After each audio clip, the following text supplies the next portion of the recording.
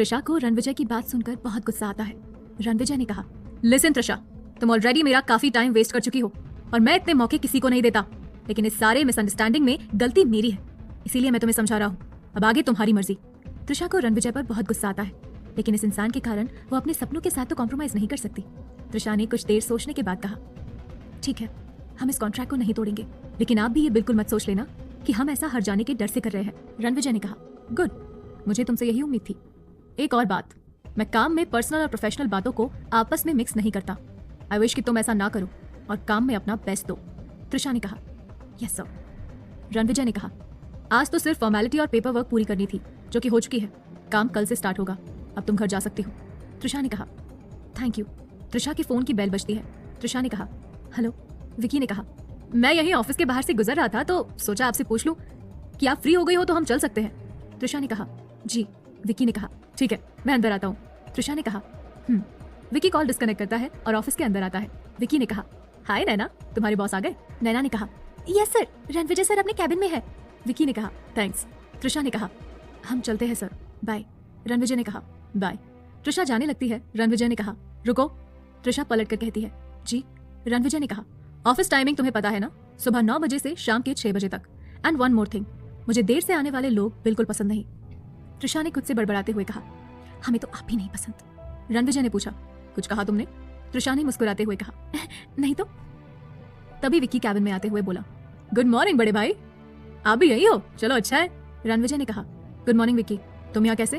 विक्की ने कहा, वो मैं त्रिशा को लेने आया था। रणविजय ने कहा, ओ। विक्की ने पूछा, चले त्रिशा? त्रिशा ने कहा, विक्की ने पूछा, क्या बात है, आपका मूड कुछ ठीक नहीं लग रहा? त्रिशा ने रणविजय की तरफ देखते हुए कहा, ऐसी कोई बात नहीं है। विक्की ने कहा, अगर कोई बात नहीं है तो ऐसी सड़ी सी शक्ल क्यों बना रखी है? रणविजय भी त्रिशा को देखने लगता है। त्रिशा ने विक्की की तरफ गुस्से से देखते हुए एक बड़ी सी स्माइल देती है और कहती है, अब ठीक है, या आपकी तरह कोई फनी जोक मारूं? विक्की हंसते हुए बोला, नहीं नहीं, इतना ही काफी है। त्रिशा को भी हंसी आ जाती है। विक्की ने कहा, अब चले, 11 बजने वाले हैं, पहुंचने में भी टाइम लगेगा। त्रिशा ने कहा, तो हमने कब रोका है? आप भी तब से फालतू की बकवास किए जा रहे हैं। इतना कहकर त्रिशा कैबिन से बाहर निकल आती है। विक्की भी उसके पीछे जाता है। रणविजय ने खुद से कहा, ये लड़की भी ना बहुत अजीब है, इसकी वजह से मेरा इतना टाइम वेस्ट हो गया। तभी रणविजय के फोन की बेल बजती है। रणविजय ने कहा, दादी माँ, ओह गॉड, अब इन्होंने क्यों फोन किया है? हेलो। शोभा ने कहा, रणविजय कहाँ है तू? रणविजय ने कहा, ये कैसा सवाल है दादी माँ, ऑफिस में हूँ, और कहाँ? शोभा ने कहा, ठीक है। इतना कहकर शोभा फोन काट देती है। रणविजय ने कहा, हेलो हेलो, अजीब है, फोन काट दिया, पता नहीं अब क्या चल रहा है इनके दिमाग में। दूसरी तरफ बनारस शारदा निवास।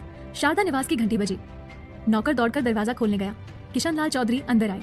नौकर ने उन्हें देखते ही कहा, बड़े साहब, मैडम जी आ गई हैं। किशन लाल ने सहज भाव से उत्तर दिया, जानता हूँ। नौकर ने आगे बताया, नाश्ता तैयार है, मैडम जी कब से आपका इंतजार कर रही है। नाश्ते की मेज पर शारदा मल्होत्रा पहले से ही बैठी है और नाश्ता कर रही है। किशन लाल कुर्सी खींचकर बैठे और शारदा से पूछा, तुम वापस कब आई? शारदा ने चाय की प्याली उठाते हुए कहा, आज सुबह ही। अच्छा, काम ठीक से हो गया? शारदा ने अपनी नजरें उन पर टिकाई और पूछा, आज बहुत देर हो गई आपको लौटने में? किशन लाल ने उत्तर दिया, हाँ, घाट पर आरती चल रही थी, उसी में देर हो गई। शारदा ने चारों ओर नजर दौड़ाई। त्रिशा कहीं नजर नहीं आ रही, अब तक तो घाट से लौट आती है। त्रिशा यहाँ नहीं है, किशन लाल ने ठंडे स्वर में कहा। शारदा चौकी, यहाँ नहीं है मतलब?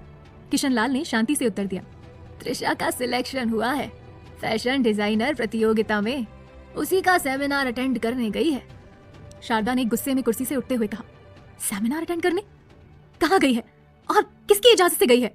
मेरी इजाजत से, किशन लाल ने बिना झिझक कहा। शारदा का चेहरा गुस्से से लाल हो गया। उन्होंने तीखे स्वर में कहा, इतना बड़ा फैसला लेने से पहले आपने मुझसे एक बार भी नहीं पूछने की जरूरत समझी, क्यों? किशन लाल ने गहरी सांस ली और बोला, क्योंकि न जाने कितने सालों बाद मैंने मेरी लाडो के चेहरे पर वो खुशी देखी जिसे देखने के लिए मैं कब से तड़प रहा था। लेकिन तुम्हें इन सब बातों से क्या मतलब? मुझे इन सब बातों से क्या मतलब? शारदा चीखी। कहना क्या चाहते हैं आप? शायद आप भूल रहे हैं कि त्रिशा मेरी बेटी है और बिना मेरी इजाजत के उसके लिए कोई भी निर्णय लेने का हक किसी को नहीं है, किसी को भी नहीं, समझे आप? इसीलिए आज के बाद ऐसी गलती दोबारा मत कीजिएगा। किशन लाल ने कुछ पल शांति से शारदा को देखा, फिर धीरे से बोले, बेटी, क्या सच में अगर कभी भी उसे एक बार माँ बनकर पाला होता तो आज मुझे तुमसे ये सब नहीं कहना पड़ता। शारदा इस कटु वाक्य पर कुछ नहीं बोली। उन्होंने तुरंत अपना मोबाइल निकाला और त्रिशा को फोन लगाने लगी, लेकिन त्रिशा ने कॉल नहीं उठाया। तब शारदा ने कहा, आप अपने फोन से उसे कॉल कीजिए, आपका फोन जरूर उठाएगी। ठीक है, किशन लाल ने कहा और अपने फोन से कॉल किया। कॉल लगाने के कुछ पल बाद उन्होंने कहा, उसका फोन स्विच ऑफ आ रहा है, ये सब आपकी ही दी गई शय का नतीजा है। शारदा ने क्रोध से कहा, बिना मुझसे पूछे आपने उसे जाने की इजाजत कैसे दी? इसका जवाब मैं तुम्हें पहले ही दे चुका हूँ, किशन लाल ने शांत स्वर में कहा। कहाँ गई है सेमिनार अटेंड करने? शारदा ने फिर पूछा, लेकिन किशन लाल बिना कोई जवाब दिए वहां से चले गए। दूसरी तरफ त्रिशा और विक्की ऑफिस के गेट से बाहर निकले और कार में बैठकर सिद्धिविनायक मंदिर के लिए रवाना हो गए। उनका ये प्लान पहले से बना हुआ था। उनके जाते ही शोभा की गाड़ी ऑफिस पहुंची। शोभा उतरते ही सीधे ऑफिस के अंदर दाखिल हुई। रणविजय कहाँ है? उन्होंने तीखे स्वर में नैना से पूछा। मैडम, रणविजय सर अपने कैबिन में है, नैना ने जवाब दिया।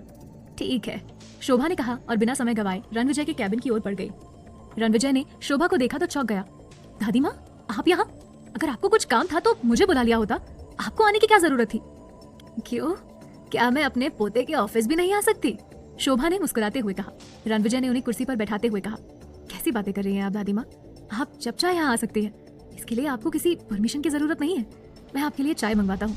शोभा ने हाथ उठाकर उसे रोक लिया और बोली, मैं चाय पीने नहीं आई हूँ, तुझे ले जाने आई हूँ अपने साथ।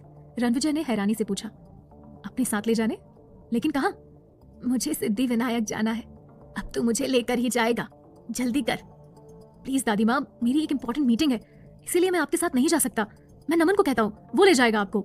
शोभा का चेहरा सख्त हो गया। तेरी ये इंपॉर्टेंट मीटिंग कब नहीं होती?